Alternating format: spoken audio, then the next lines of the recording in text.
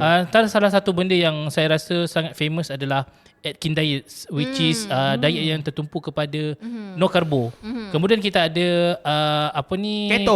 keto.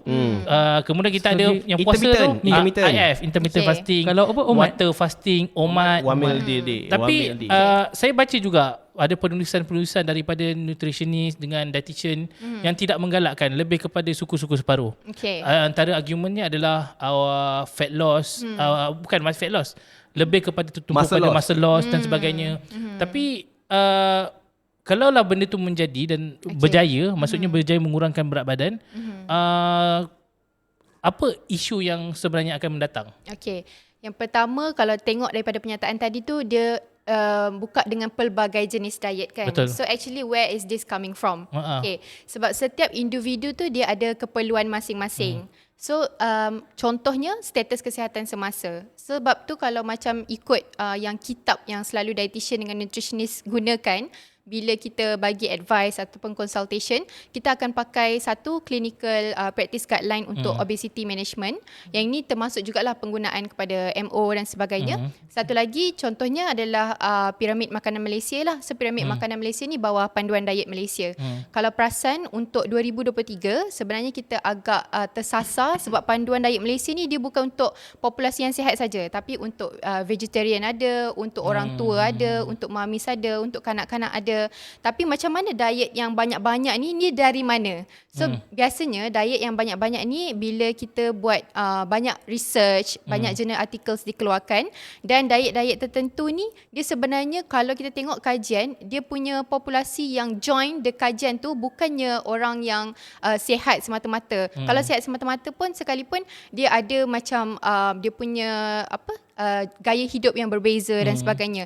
Tapi kalau kita nak pukul rata, contoh Atkins diet untuk semua orang, keto diet untuk semua orang, benda tu silap sebab kita ada status kesihatan tersendiri. Sebab tu kalau pergi jumpa dekat hospital ataupun dekat klinik, the first thing is to do the nutrition assessment. Maksudnya kita akan assess orang tu macam mana, barulah boleh come out dengan diet yang macam mana. Dia personalized diet. Walaupun suku-suku separuh, tapi suku-suku separuh untuk orang A, untuk orang B, untuk orang C dia lain. Sebab dia kena modify dengan kita punya life. Sebab tu kadang orang find diet tu stressful sebab benda tu sebenarnya tak works on him ataupun works on her, right?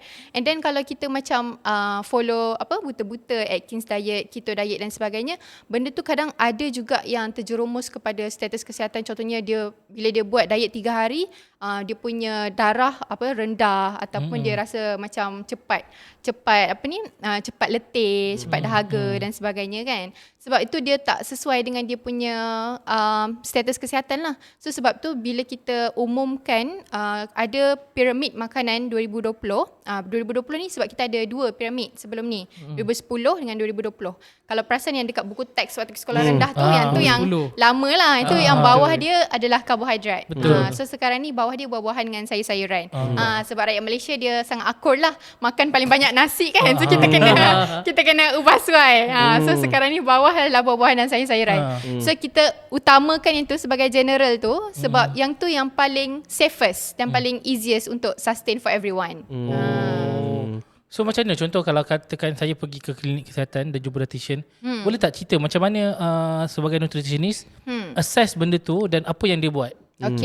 Sebenarnya kalau datang klinik dulu, dia takkan terus refer kepada nutritionist. Contohlah bila dah daftar dan sebagainya, kita akan timbang, ukur tinggi, lepas tu akan check blood pressure dan sebagainya. Kalau ada bawa refer daripada hospital pun kita akan rujuk juga. Kemudian akan jumpa MO dulu. And then bila jumpa MO, kita akan ada satu borang. Dia borang sama ada jumpa dietitian ataupun jumpa nutritionist. So untuk nutritionist ni, mereka yang jumpa nutritionist ni adalah populasi yang tak ada underlying disease, yang tak ada apa-apa masalah penyakit.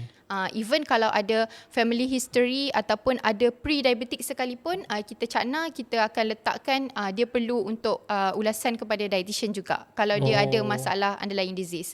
So kalau dietitian ni, dia betul-betul jumpa yang contohnya macam obes kelas 3, obes kelas 2, lepas tu ada kencing manis, ada darah tinggi, so yang tu akan jumpa dietitian. So lepas daripada dia dapat temu janji dengan nutritionist ataupun dietitian, kita akan jumpa dan kita akan ukur tinggi apa semua tu, guna sebagai assessment. Dan one of the things yang macam agak conventional, tapi tak semua orang faham kenapa kita tak boleh bagi meal plan direct. Kan ada orang juga macam coaches jual meal plan kan. So nutritionist tak boleh bagi meal plan direct sebab kita akan buat assessment guna food dietary recall. Maksudnya kita akan check dia makan apa daripada breakfast semalam sampailah supper, sama ada selama 3 hari, 7 hari ataupun 24 jam. So tak bolehlah jual meal plan tu. Banyak orang jual masalah. Banyak meal plan ni banyak orang ramai. jual. So kalau nak kata pasal the best method of diet ni kan, apa sebenarnya? Sebab orang cakap the best is intermittent. So is it true? Adakah betul-betul atau tak? Okay, kalau dalam isu sains ni, untuk diet ni dia tak ada gold standard. Maksudnya kalau gold standard mungkin untuk kita assess dia punya nutrition status tu boleh kita pakai macam machine DEXA ke apa dan sebagainya. Tapi kalau untuk method, dia adalah personalized, ikut apa yang individu tu boleh buat. Itulah gold standard untuk dia. Macam saya tak makan sayur. Okay, kalau tak makan sayur, itu boleh jadi salah satu faktor yang kita letak. Tapi banyak lagi kita nak assess sebelum kita come up dengan apa yang awak patut buat. Macam tu.